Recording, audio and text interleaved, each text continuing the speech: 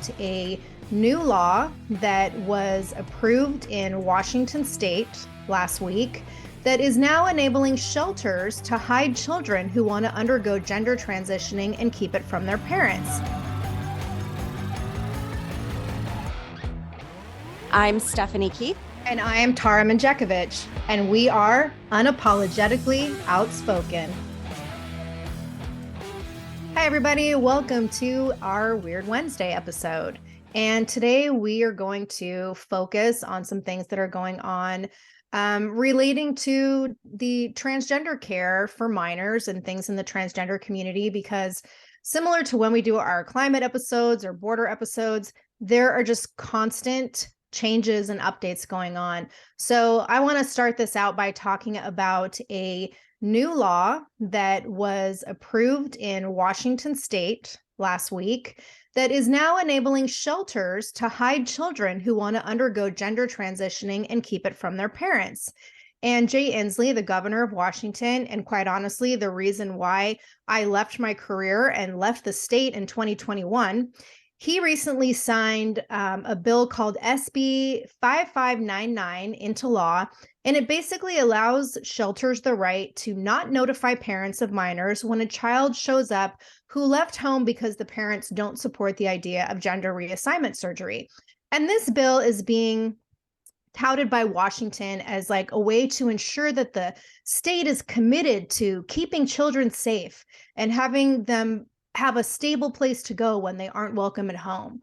In an interview with the Epic Times last week, Republican Rep. Chris Corey pointed out that what this bill really means is that when a parent and a child have a disagreement over the issue of medically transitioning a child to a different gender, what's happening is this is being construed as the parents being abuse and neglect, because the parent doesn't, quote, properly affirm what the child wants. And what's crazy about this is that, as he points out, there are already state laws that are available to protect children from abuse and neglect. But these laws that are in place require solid and compelling reasons why kids need to be removed from their homes. And having worked in the state of Washington for several years as a police officer and police detective, I worked very closely with Child Protective Services. I worked in situations where children were truly being abused and neglected. And I can tell you from firsthand experience that these kids were frequently returned to terrible and truly abusive home environments because the law is a fucking joke in that state and does nothing to protect children who are in real danger. Yet when it comes to transgender children, apparently there's a completely different set of rules that applies. And even the LGBT community is speaking out against this new bill. I read in an article, one woman commented, quote, "I'm a married gay woman with 3 children. SB 5599 gives unprecedented agency to vulnerable children that we grant in no other circumstances." And again, she's absolutely right, because I've seen it firsthand. And Gays Against Groomers slammed the bill on Twitter, stating, quote, "At Gov Inslee signed SB 5599 into law, making Washington a sanctuary state for trans minors that want to undergo medical gender procedures, but whose parents will not allow them to because they're good parents. These people are monsters. Children need to be protected from the predatory medical industrial complex, not their parents." And Yeah, I this believe is that's not right.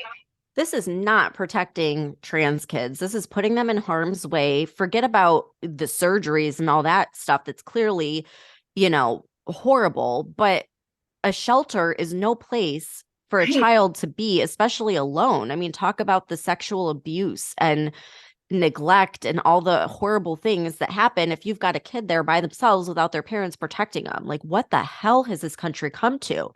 And this is such a slippery slope, because for the first time in my life, I see this massive shift happening rather quickly that says that the parents don't know what's best for their children. The parents don't have the best interests of their child in mind, but the state does. Teachers do. The government does. So not only does this open these kids for grooming and abuse, but it's setting this precedent that kids don't have to listen to their parents and they shouldn't trust their parents. And this is like absolute insanity, because of course the parents are going to care more about their kids than some government official or teacher or administrator. So we aren't talking about allowing a child to cross-dress, okay? We're talking about mutating their body, sterilizing them, giving them hormones that mean lifelong expensive care with extreme side effects, ruining their ability to have an enjoyable sex life in the future, and risks that we don't even know about yet because we don't have any long-term results. And it doesn't even fix the problem. Like, it's not treating their body dysmorphia, their depression.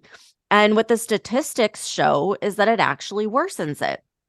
So, Tara, remember when Conservative Ant was on the podcast and he said how this whole trans kids agenda is actually hurting the gay community because overall it's making people like less accepting of the LGBTQ community.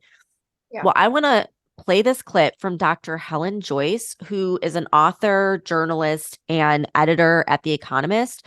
She wrote a book called Trans a few years ago where she explores this phenomenon of gender identity theory and how it impacts our society with implications like eroding the rights of women and girls, harming children, and making homosexuality taboo again. So I want you to listen to this interesting perspective. Brains are a bit different, and in fact, gay people's brains and straight people's brains are a little bit different. In what ways? There's just some really small parts of the brain that you can see. I just mean statistically. Like, our brains are not the most different bit about us by any means, but statistically there are some differences. There aren't between trans people and non-trans people once you control for sexual orientation. So it isn't that it's your brain, right. Okay?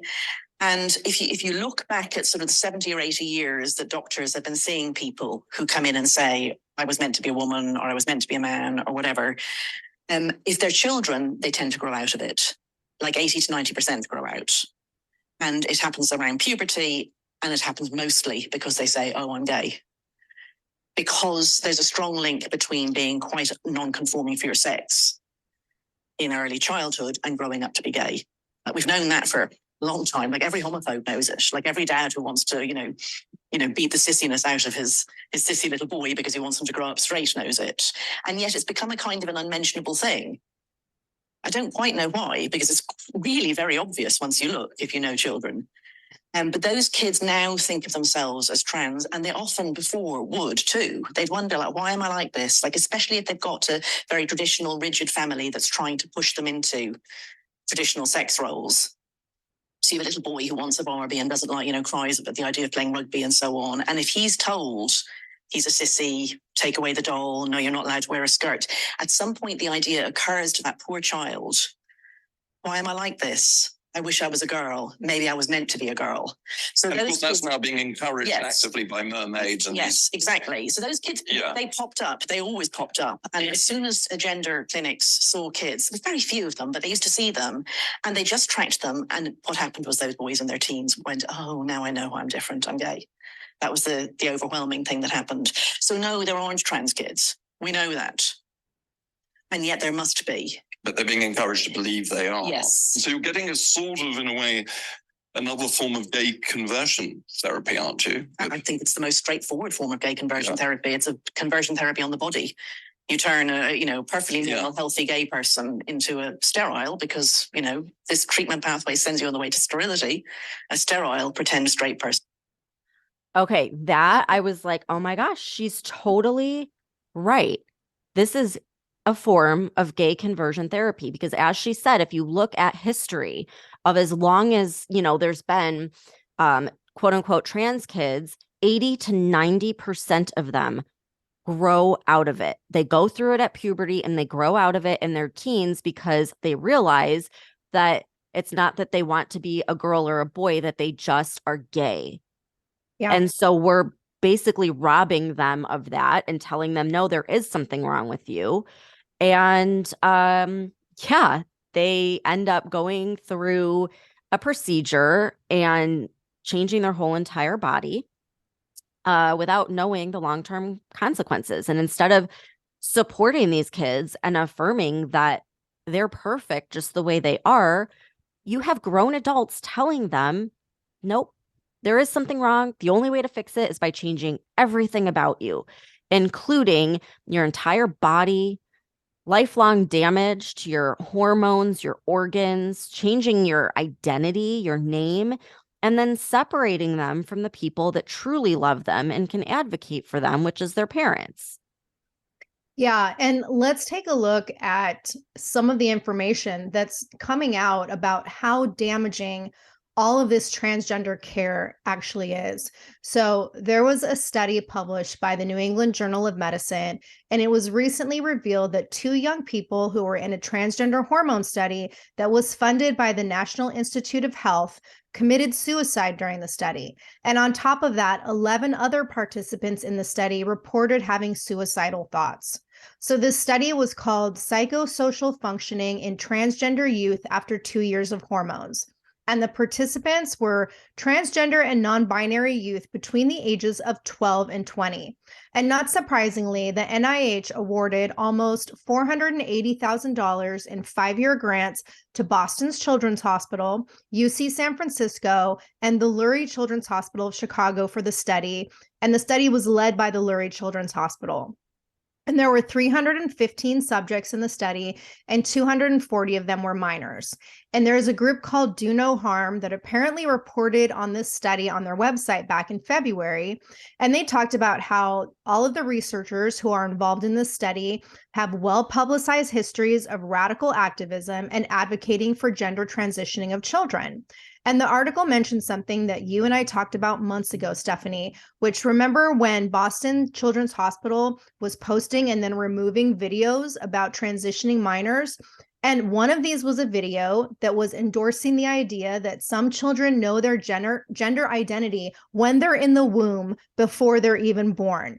And Lurie Children's Hospital of Chicago gives out these, quote, educational materials to local schools. And they recommend that the schools, quote, automatically affirm students who announce sexual transitions and communicate a non-binary understanding of gender to children in classrooms to disrupt the entrenched gender norms in Western society. So Do No Harm stated on their website, quote, given the obvious bias, there is a high likelihood that study participants were steered toward responses that align with the activism promoted by these clinics.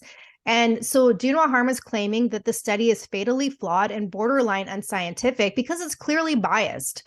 And recently, in a letter to the NIH, there are 15 Republican lawmakers, including 5 senators and 10 House reps, who are questioning why this study wasn't halted after it was discovered that 2 participants committed suicide. And there was an article that came out in the Daily Signal on May 9th, and it highlighted the details of the letter that these lawmakers have submitted to the NIH. And I'm going to read a quote from the letter. It's a little long, but it's very important. And it says, quote, it is alarming that vulnerable young people died by suicide while participating in a taxpayer-funded study that will almost certainly inflict devastating physical harm on those who participated.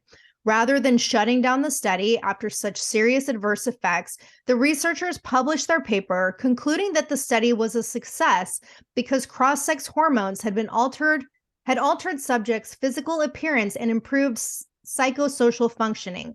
However, researchers admitted they were not able to properly establish causality between the administration of cross-sex hormones and improved psychosocial functioning because their study lacked a control group.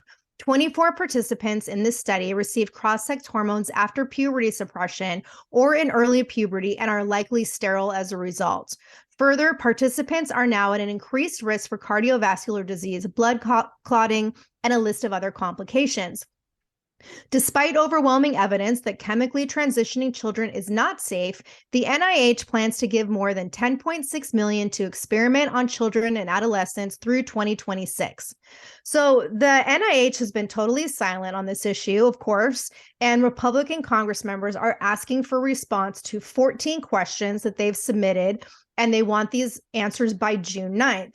And some of their questions include, like, how old are the 2 individuals who committed suicide? Were they receiving treatment when they committed suicide?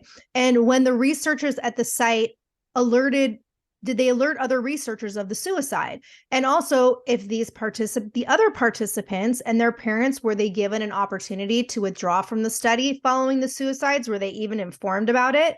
They want to know if participants were evaluated to assess sterility or impaired fertility as a result of receiving these hormones, and if there's going to be any follow-up to evaluate their long-term psychological state. Apparently, there are 6 participants who withdrew from the study, and then this letter is also asking their ages and the reasons for withdrawal. But this is fucking alarming. Like, you don't see anything about this study on mainstream media. The fact that 2 people committed suicide during the study and 11 others had suicidal thoughts being on these transgender hormones, that is fucking alarming. And that should be a wake-up call to everybody. Well, and what's so crazy is the parents are told that if they don't transition their child will commit suicide, when it's the opposite. They're Right. getting put on these hormones and it's worsening their depression and leading to suicide in so many cases. And remember on our Monday episode, Tara, where you were saying how most good people just don't want to believe that there's like evil in the world. This fucking confirms it for me. These people, anyone who is advocating for this gender reassignment in children, is nothing but pure fucking evil. All you have to do is look at it and see. And it just boggles my mind that more people aren't outraged. Like, where's the outrage for what we're doing to these children in this country? It's insane. And I want to play a clip of a young woman on the detransition awareness TikTok page who talks about the depression and what she was promised versus what she got. I was told that I was being given a cure and I wouldn't want to kill myself anymore. And it wasn't true. I didn't want to cry in this video, but this is such a hard thing to talk about. I lost a lot of things to this, and I just hope that anyone else who's going through what I went through as a young girl will not be prescribed hormones and surgery because of other things. You know, there are so many mental health disorders that make you hate your body. And the solution isn't to change your body, it's to fix your brain. It's so sad. It's like, clearly, you know, these people are suffering, and any normal human being with any sense of compassion would know that you're not going to change what's on the inside and heal it by fixing the outside. Right. And they're not fixing it, they're mutilating it.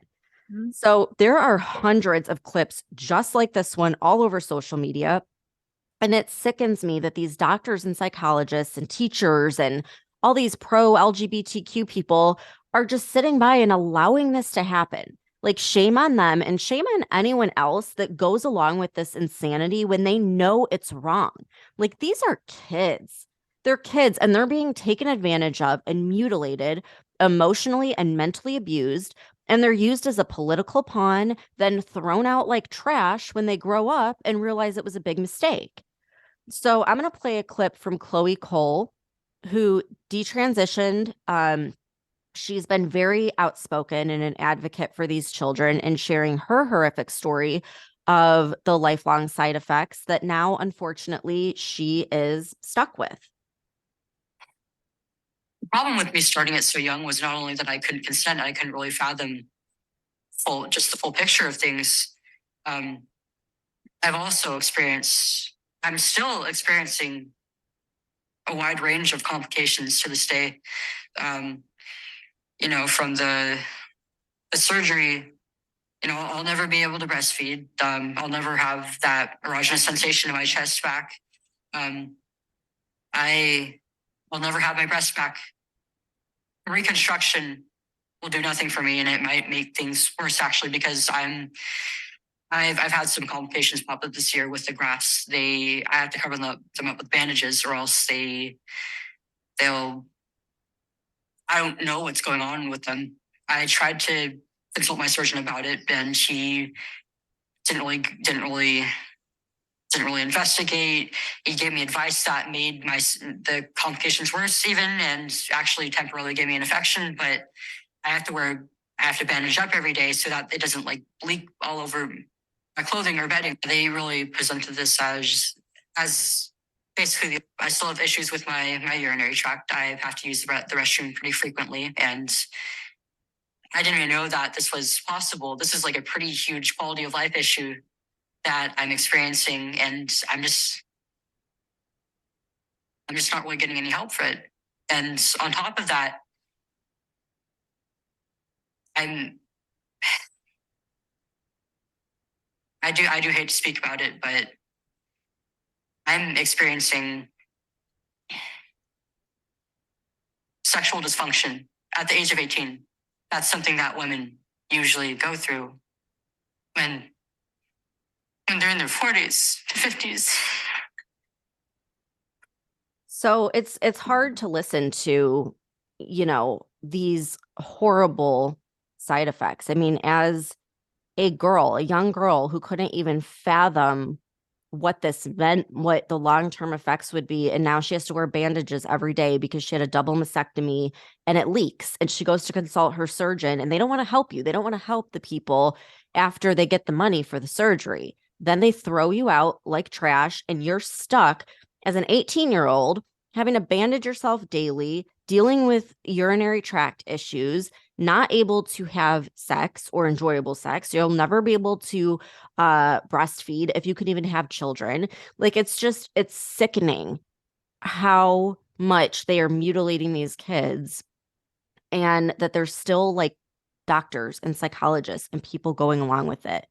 And like, as a 37-year-old adult, I would have a hard time dealing with those side effects that she just talked about. Like, I would fall into depression. I can't imagine what going through that at 18 years old is like. I mean, it's got to be just completely destroying the mental health of these poor kids when they need support more than ever, and it's nowhere to be found. The community that once supported them then completely turns their back on them once they decide to detransition, or if they have complications, which it sounds like a lot of them do. Like, I can't even imagine the level of trauma that they're experiencing, and no one wants to help them. No, what's even more alarming to me is that there are so many states and cities and communities that are still supporting this shit, despite all the evidence that's coming out about how much this is harming people and especially harming our youth. There was a recent article in the Washington Post that detailed how there are more than 400 anti-trans bills that are being introduced in state legislatures throughout the United States since January. And it's the fact that this many bills even have to be created to try and protect our children is fucking disturbing. 400 anti-trans bills to keep people from harming their fucking kids. And there are major issues going on right now in Missouri and Kansas City and Kentucky and Montana, where this topic is being totally hotly debated. There are lawsuits being filed, and it's just insane to me that this shit is all going on because there are people who truly don't understand how much this is harming our children. And I recently read an article in the Maine Wire from last Friday, I believe, May 11th, and it was talking about there's proposed legislation in Maine called LD 1735. And this legislation would allow the state of Maine to override parental consent in all 50 states. So basically, that's saying it would allow any child from any state in America to come to Maine to obtain transgender reassignment surgery, take cross-sex hormone drugs, puberty blockers, all the things.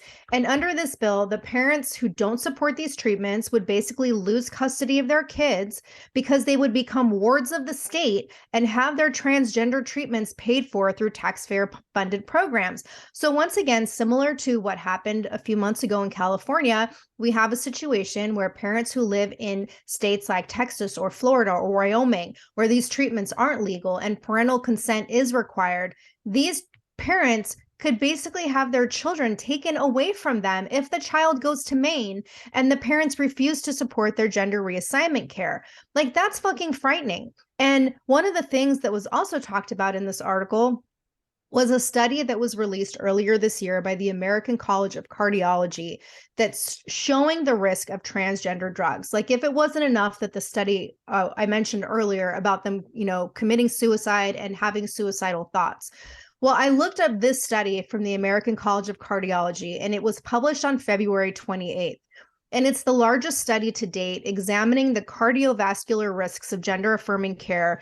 And it examined over 21,000 people with gender dysphoria, compiling information from a national database of hospital records.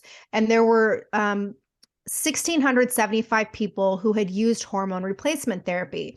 And the study found that people with gender dysphoria who had ever used hormone replacements saw nearly 7 times the risk of ischemic stroke, which is a blockage in a vessel that supplies blood to the brain, nearly 6 times the risk of ST elevation myocardial infarction, which is the most serious type of heart attack, and nearly 5 times the risk of pulmonary embolism, which is basically a blockage in the artery in the lungs.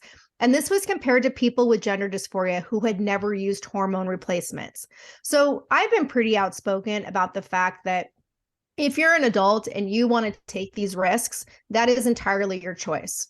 But to put this on kids who truly don't even know who they are yet and who are probably just gay, this is a fucking crime to be doing this to children. And I know we talk about this frequently, but we are bringing attention to this because it's absolutely fucking criminal to destroy children's lives by leading them to believe that changing their bodies is going to fix their problems. I don't know how anyone can listen to this episode and still support this. Now, like I mentioned, we're not talking about cross-dressing. Like, you have a boy that thinks he's a girl or a girl that thinks she's a boy, whatever. Like, I could care less. Like, I mean, I would let my kids cross-dress or play, my son, he's got 2 sisters and sometimes he picks up dolls and stuff. Go for it, buddy. That's fine.